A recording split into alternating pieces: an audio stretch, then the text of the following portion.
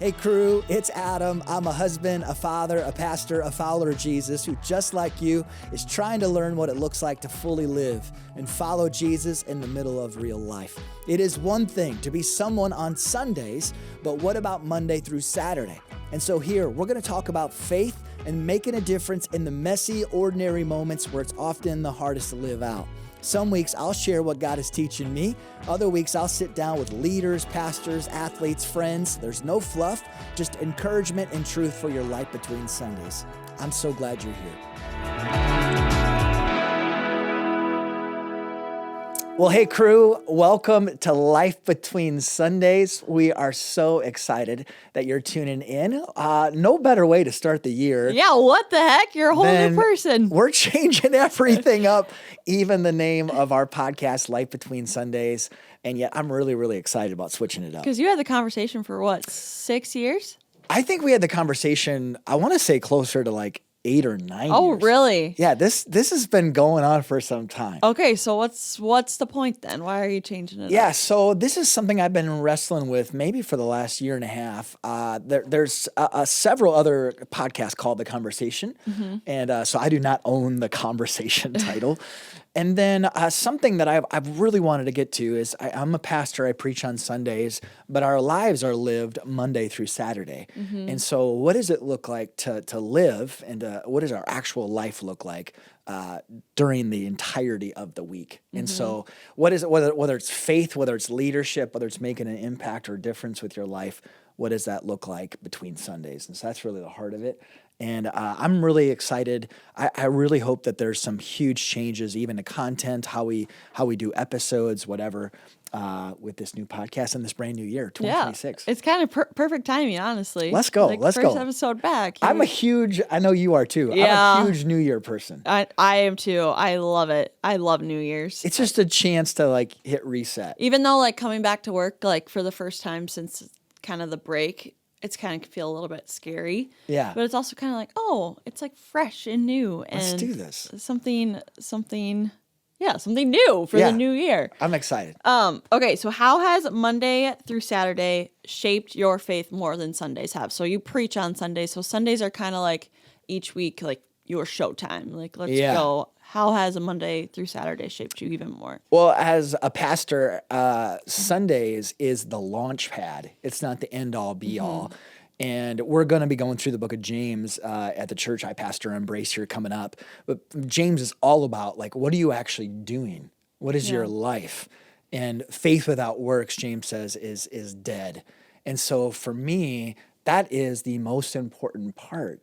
Like if we're followers of Christ, if God is moving in our lives, it doesn't just affect what we do for 1 hour on Sunday, it impacts everything else. Yeah. And that's really where you see your walk with Jesus.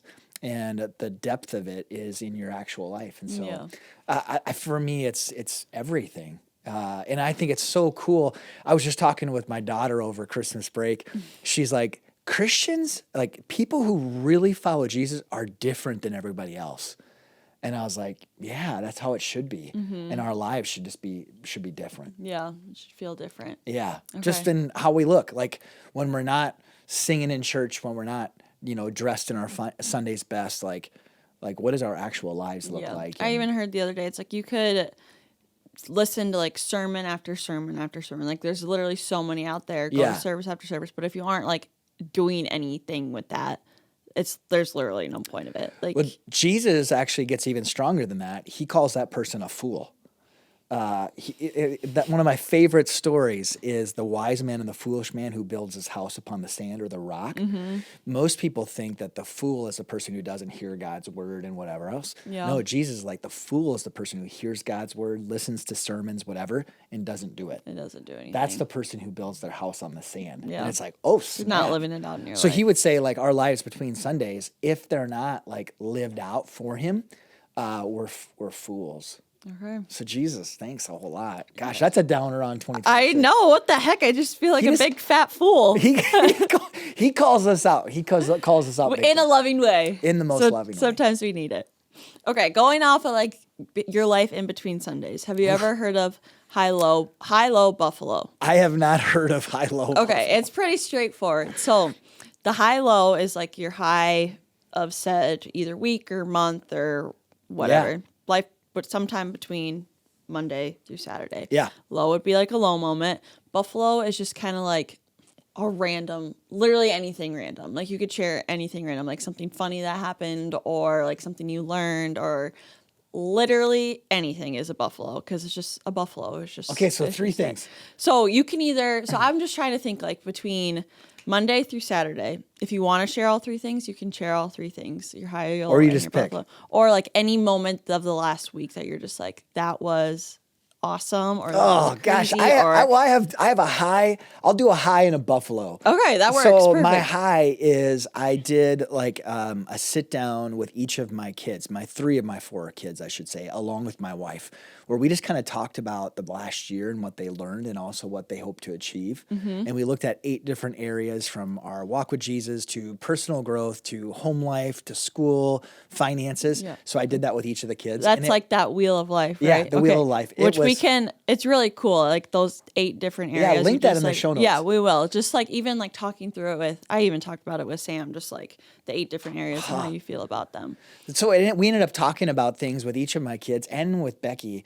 I talked about things and we discussed it that I've never talked with my children. It Yeah. ended up being super fun and just really, really cool. So that would be a high. The buffalo would be, so I have just finished a tiny, tiny little cabin on my grandparents' pasture. And me and my dog spent the night there for the very first time. The plumbing is This was not a big turned on deal. yet. This was a big deal, guys. Oh, and it was huge. I felt like a mountain man out there because we'd go on walks, him and I. It's 80 acres of wildlife and awesomeness. And we just explored. And so that me and him, we were just 2 men out there roaming the wildlife in This front man of you. and his pup taking Oh, it on was the world. great. I love that dog so And this much. cabin has just been like a passion project for you. So it's like for it to finally be done, it's like, Yeah. oh my Yeah, gosh. like my 4-year-old self that grew up exploring this pasture and wildlife cannot believe that I have a place there. So that would be my buffalo. Awesome. Thank you. Thank you so much. For sure. Today, we just got Adam sharing about in the new year coming up different books that he thinks that you should be reading throughout this year. This is books are huge. Yeah. Like in this new year, you have wisdom that is just sitting there waiting to be learned and applied. And so I'm really, really excited about I'm it. excited too. Yep. Check this out. Well, welcome to 2026. Here we are. I feel like this is going to be, it's going to be a little bit kind of a cliche, but not really. Like, you know, like new year, like I'm going to set new goals. Yeah. But like, I honestly love the new year just I do because too. it really does just feel like a fresh start. Like you're done with the holidays. We're kind of starting over, like in your work world, like you can just set new goals. Finishing those goals though, following through them, sometimes it's just, Yeah. it's not the easiest. Yeah. But today we're going to talk about, what do we got? 8 books that you should read in 2026, which may seem like a lot, but even if you take 1 or 2 of these, I feel like it'll make your year better. It's Do you huge. agree? Well, I got to say this really quick. Specifically as Christ followers, like we have the Holy Spirit inside of us. And so regardless of whether it's a new year or it's just another day, like at any point we can change the direction that we're headed. It's like we don't actually have to continue to be the same person. Oh. And there's something about, I used to hate reading. Really? Fun fact, my mom used to have to read books to me in middle school and high school because I couldn't understand. So when did that change happen? So I somehow survived through my business degree, still hated reading. Like I just really struggled to just comprehend stuff. And then in seminary, you either read or you don't pass classes. Yeah. So then I just really developed that muscle of reading. And then I can remember after seminary, I took like a 6-month break from all reading. I'm like, I don't even want to see a page or any text of any kind. And then I really jumped in and began to read. You're like, I feel like you're reading all the time now. Like you just have book after book after book. Yeah, I think a couple of things. I want to continue growing in my walk with Jesus, life between Sundays. So I want to keep growing in my walk with Jesus. I want to keep growing in personal development, just in becoming the person I want to be. I also want to grow in leadership and being a pastor. And I also want to grow in impact. And so I'm constantly looking. And oftentimes we think we need to have a mentor in person, and I'd highly recommend do that. I'm a huge fan of mentors. But like podcasts, but even books, you can have mentors from people all around the world that are famous and whatever else that you'll never really meet. And that's what I love about books. Yeah, love that. Okay, we got 8. 8 books. You want to kick us off? Yes. So I'm a pastor. I'm obligated to say this, but I'm not saying it because I'm a pastor. Must read for 2026 is the Bible. And I cannot encourage you enough to do this. I just sent a text message to a buddy either earlier today. I said, hey, whether it's listening to it or reading it, read a chapter a day. It's like, but Adam, I don't know the Bible and I'm new to it. Oh gosh, join the club. I still feel that way today. So something I love to do every new year is I get a different Bible. I got this Bible. I don't even know where I got this Bible from. I could probably find it out. Nope, there's no... I came from myself. So, gosh, that's funny. So I'm going to read the New Living Translation. I'm literally going to read this Bible this year. I'm going to go a chapter a day, which is what I normally do. And I just encourage you to do the same. If you're new to the Bible, read the NLT translation, or even if you're like, I really, really struggle to understand it, read the Message translation. I also love the NIV or the NRSV. Again, one chapter a day, God's word, start your day with it. Gosh, the older I get, the more I'm like, I need this every single day. Going back to the people who maybe are kind of newer to the Bible. Let's go. You say one chapter a day. Do I just start at the beginning? I open the cover and I read the first chapter that's right there? No, I probably wouldn't do that. That's good. What I would say, so I told my buddy today, I said, start and read one psalm a day. So you can start with Psalms. Psalms often just portray a lot of honest, real feelings. Like if you're like, the Bible doesn't make sense, read Psalms in the NLT or in the Message, and you'll find out like, whoa, that sounds like me.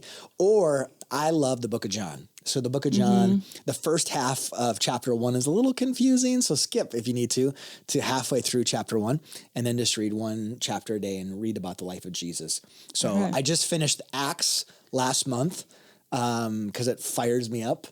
And but I'm going to start reading this right here. Get a fresh Bible. Get a new Bible and just go for it. Like, again, it's sometimes, and it's like, if you can make it as easy as possible. So get a translation that you can understand. Get even a New Testament. If the Bible overwhelms you, just get a New Testament. Like, just get one book of the Bible, and whatever is more approachable or whatever you'll actually read. That's what matters. I like that NLT one. I feel like I would try to read, I don't even know what I had. I had some sort of study Bible, but I would try to read it, and I'm like, am I stupid? Like, I literally feel like I'm stupid. I have no idea what any of this is saying. So it's just kind of like in one ear, out the other ear. So getting like a different translation, I feel like makes a huge difference. And for the longtime Jesus followers, I think a translation can be huge. I listened to an interview of N.T. Wright, one of the most leading biblical scholars. He said you should actually read about 5 different translations of the Bible at the exact same time. That wouldn't be for new readers, but if you're like a longtime reader and you only read one version, it's time to branch out, and it's kind of time to switch it up. And I think some cool things, or maybe this year, if you've read the Bible a whole bunch of times, you're going to listen to it this year. Instead of actually reading it, challenge you to read it or listen to it. Cool. Before we go any further, we just want to give a huge shout out to some partners. Each week, these partners make Life Between Sundays possible. Adam, can you tell us about our partners today? Yeah, I love our partners. I continue to pinch myself just how fortunate we are to have them. The first partner is the International Justice Mission. IJM is a global nonprofit working to end slavery and violence around the world. Talk about a calling. And they take special care of survivors from the moment they're rescued all the way through their healing. What I love about IJM is that they're not just trying to rescue people, which in itself is awesome. They're trying to change structures so that people don't need to be rescued in the future. If you want to think about becoming a Freedom Partner, as you start a new year, this is an awesome chance to say, hey, I want to do some new things. One of those things, become a Freedom Partner. A Freedom Partner is someone who gives to the work of IJM on a monthly basis. My wife and I do this every single month, whether it's $30, $100 a month. Gosh, I can't think of a better investment. Go to ijm.org. Our second partner is Vern-Ide Mitsubishi. Vern-Ide is an employee-owned, faith-based company that strives to deliver dreams and transform lives. And their goal is excellence in everything that they do. And the longer that I know Vern-Ide and the closer I get to them, the more I am impressed with them. If you're looking for a vehicle like an Outlander like I drive, or a Honda CR-V like my wife drives and loves, look no further. From Acura to Ford, Honda, Honda to Chevy, you name the make of vehicle, they're going to have it. And no matter where you live, they'll ship it to you. Go check out vernid.com. vernid.com. Okay. I like that. Next book. We got number 2. If you followed me at all, you've heard me talk about it. Emotionally Healthy Spirituality by Pete Scazzaro. The heart of this book is you can be spiritually like deep and yet be emotionally immature.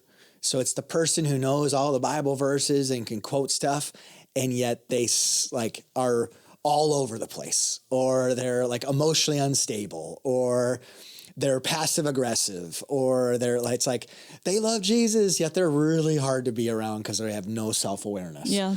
Or if you're going, what I usually give this book to is someone who has walked through something really, really hard or messy, or like you've went through like a really hard childhood or a really hard leadership season. I got this book in the hardest year of my life, and it was a lifeline. Okay. So this is actually 2 separate things, but I'm going to make them one. So we're comboing them together. So if you are a friend of mine, there's a high chance that I have given you personally this devotional. So I'd encourage you to read this book first. And then the day-by-day devotional, I have given out hundreds. I'm going to guess 300-400 copies of this to friends. This is my favorite devotional I've ever gone through. So if you're looking for a devotional to go alongside things, right there. It's so good. Emotionally healthy spirituality, day by day. Oh, yes. It's so good. And again, like Christians, like, and not even Christians, humans, we don't deal with our crap. It's like we go through something really, really hard, and it's like, just suck it up. And I'm super spiritual, so I'm not going to go talk to a therapist. It's like, no, you're now just really broken and messy, and you're like bleeding on everybody. What? Please process your emotions. Yeah. And so that just helps you with that. Okay. Take us Next number 3. book, oh my gosh, In the Name of Jesus by Henry Nouwen. Henry Nouwen, longtime Catholic priest. I am a huge fan of this guy. I wish he was still alive. He's not. There's so many of his books that I love, but this is a book on leadership, but it's like it's just so different. This is just a beautiful read. If you are a leader, if you are a person who's wanting to make a difference or impact, I feel like this will be a really healthy, challenging thing for you to read. Mm-hmm. I'd highly recommend it to anybody. It's just a beautiful book. For the last few years of his life, he worked with highly handicapped individuals. So I believe like unable to even like speak and whatever else. So he was at the top of his career, left kind of all of his status and went and worked at this home. And they invited him to speak at a conference on what he's learned from being around these individuals. And that's where it comes from. And it's just really, really beautiful. So I read this book every single year. I'll most definitely read it in the new year. In the Name of Jesus by Henry Nouwen. Love it. Okay. Those are 3 like more Christian ones, right? Would you say these are kind of more moving into these ones?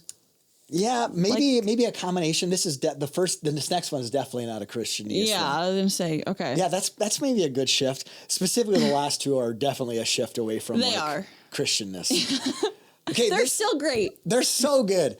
So if you are trying to reach a goal, there's the Habits book. Oh my gosh. Atomic Habits? Atomic Habits. That is probably the leading book on habit building and goals. I think this is even better. So All It Takes Is a Goal by Jon Acuff. This book radically changed my life. It has changed my relationships. It has changed my finances. It has changed so much. I do a plank. So these are your goals that the book... Yeah. So right now I'm doing, so I started them in July of last year.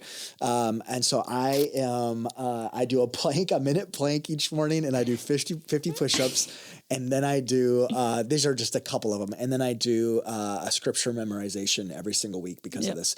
But this book has genuinely radically altered my life. If you do it, really listen to how it lays it out. If nothing else, it'll be a fun thing for you to walk through. And I think it's the easiest way to pursue a goal. So if you're like, I want to start a new goal for this new year, he does such a good job, because oftentimes we're gonna lose 80 pounds and I'm gonna get a 6-pack. I don't even know if there's even any muscle in there, but I'm gonna be a bodybuilder. He's like, whoa, that's awesome. Maybe let's just do like 5 minutes of workout each day. And what his thing is like, if you start that, you will hit the goal that you want to, but it will actually be something that you do instead of something you dread. Yeah. So and I like at the beginning, I read some of that book too. He like has you make a list of like your life moments. It's like all your favorite moments in your life, you like create this long list, and then he kind of like uses that to help you create your goals for the year, which I thought was really, I just liked making my list. I'm like, okay, this is fun. It's really fun. And I'm like, what am I missing? Like the best moments list. Yes. Yeah, it was great. Yeah, I just think he's fun. If you need a podcast to listen to, and he talks a lot about goals on his podcast, he is just hilarious. Yeah. You'll listen to him and you'd think that like talking about goals would be boring, and he'll just slide in jokes the entire time. And I'm like, you are so insane. Oh, like good. It's really, really good. Good. Yep. Okay. Next book. Build the Life You Want. This is by Arthur Brooks, who I'm a huge fan of. It's co-authored with Oprah. Nothing against Oprah. I almost didn't read the book really? Because of that, though. I'm just like, okay, is this like, what is this? Is this like kind of soft, like self-help? Is this like whatever? Is it frou-frou? Is it solid? I would say this is not, I would not label this a Christian book. I would label this one of the most solid books you will find. He does quote other religions and stuff. Okay, cool, whatever. Take those 10 sentences out. It's rock solid. It's a book on building the life you want. He talks about everything from relationships, specifically marriage, and he says some awesome things. He talks about like in marriage, so often we're like, if my wife, we'd never say this, if my wife was just like me, my life would be great. Well, actually, he's like shows studies how that would make your life horrible. Oh my gosh, that would be horrible. Yeah, but I think there's that thing of like if she was just like me, if she just did this like me, and it's like no, like you think that in theory. He talks about even online dating, how it's actually ruining relationships because people they're trying to find themselves on these online dating things. And it's like, no, you actually don't want to date yourself. Like you will annoy the crap out of yourself. And so he's like, actually, we need those differences, and those differences is what makes our marriage. So there's some like really like he does a lot of stuff on studies and like stats and like, hey, here's kind of proven science to really back up some really cool. Oh, I didn't even realize the art and science of getting happier. Like there's just a lot of studies. And so this is a really fascinating read. This is for anybody. I've never read that book, but you've given it out to a couple of people, so I'm very intrigued by this it. Book. Yeah. On marriage, purpose, like it even talks about like work is like you actually want to work. Work is actually something that builds confidence. It's something that really gives you purpose. And he talks about how like people who don't have work actually really struggle with like self-worth and whatever. So it's a beautiful book. Highly recommend. I give it out to a ton of friends. Yeah. Yep. You have given that one out a lot. Okay. So this next book, this is a little bit, it's niche. I'm just trying to think of like, I love it. I just gave it to our mayor last week. So literally shout out to Paul Tenhaken. So this book is called Gospel Patrons. It's by the author is John Reinhardt.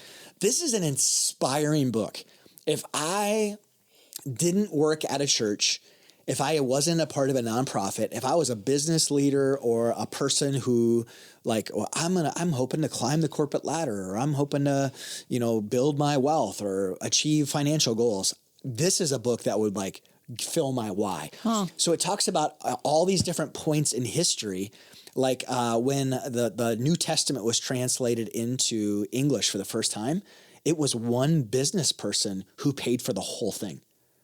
So they talk about it throughout history where there was like a missionary or a pastor or a Bible translator, and then all of a sudden there was like a business leader. Yeah. One of the stories is of a key woman who like helped do this amazing, insane thing in history. Yeah. And so they talk about how she was instrumental in providing the funding for this thing that altered the worldwide church and the advancement of the gospel. So I gave this out to our mayor just because he loves like significance is kind of like his thing, moving from success to significance. This is a book that fills you with significance. I gave this to one of my mentors, and he just brought it up the other day. He's like, man, I can remember when you gave me that book, because it just gave him a why. Yeah. Because he would say like, I keep making money, which is cool. But even today, I met with somebody who just said, like, I don't need any more money. Like, what am I doing this for? Yeah. And it's like, what if you took what God's given you and you begin to use it for the kingdom, it could be really, really cool. That's cool. Okay. Yep. Next I like book. it. Okay, so You're excited about that one. These last two are non-Christian books. So I'm going to say that again and again and again. The first one is one I just recently came across, and it's been huge. It's 10X is Easier Than 2X by Dan Sullivan. So I give him a hard time about this book a lot, but You do. I do think it has great ideas in there. So I just use it as I think you can apply this. So this isn't just for business leaders. This isn't just like, I'm going to 10X my income. Well, you could do that, but it could be for a nonprofit leader. It could be like, honestly, a coach, like anything. Like I really think any area. And the premise of it is 2X is just adding more to the current structures that you have. So if I want to achieve this next goal, you just have to add more time. like you're working twice as hard. Yeah, we right? just keep working more hours. It's Yeah. like 2X. It's like instead of 40 hours a week, I'm working 50 hours or 55. But like 10X, it's so much bigger than what you're currently doing that it breaks your current systems. So it's like it's not working. Like like incrementally, you can just keep adding more work time to your schedule. But if you 10X something, it just breaks all your systems because you're like, I can't do this. And in the midst of saying, I can't do this for the first time, and you're like, but how could I do it? And instead of just adding a little bit more work, you like rearrange how you function, how you lead, how you parent, how you whatever.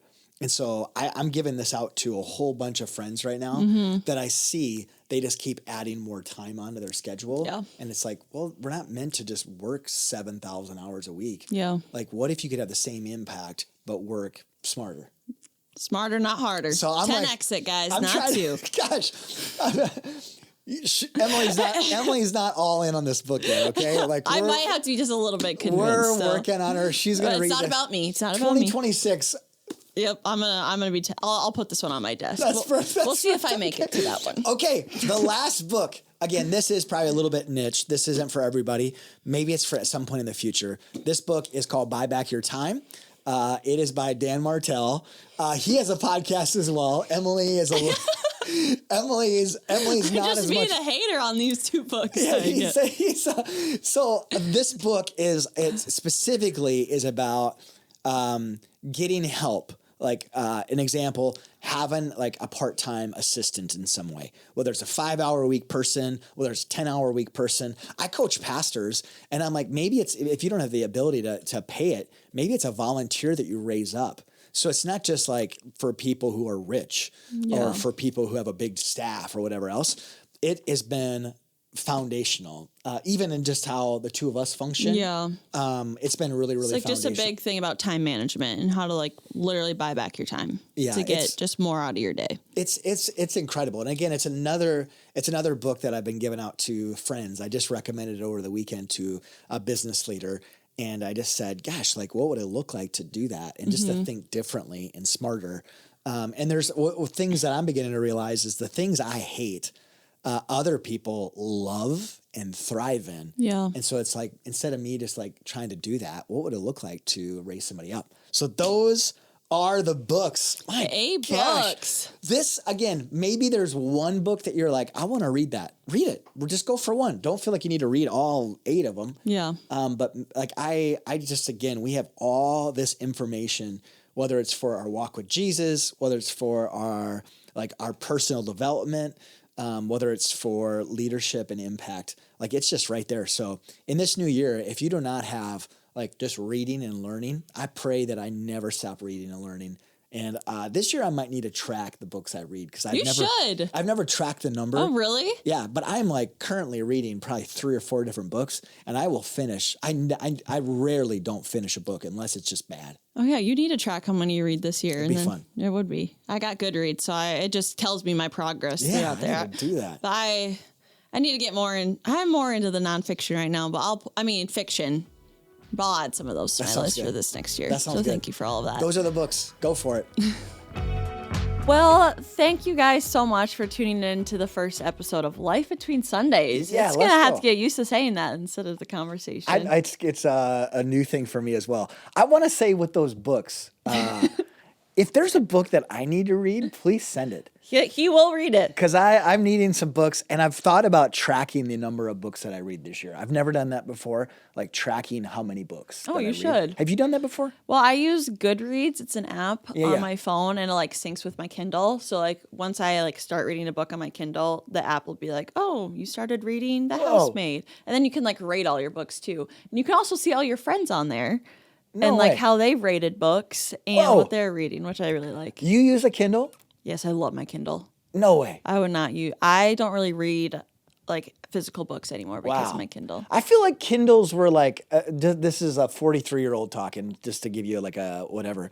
They were cool for the first year, and then everyone stopped using Oh them. no, I know a lot of people who still use their Kindle. It's so nice because when it's dark, I usually read before bed. So like when it's dark, I can just like lay down on my side. I don't have to have any of the lights on. I can just like put it right by my face.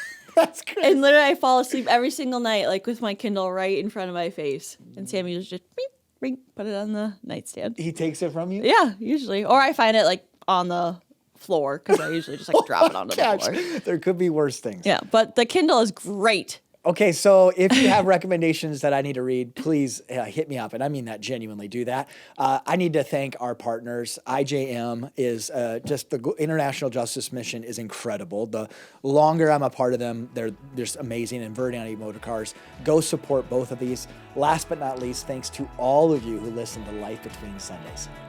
Thanks, guys.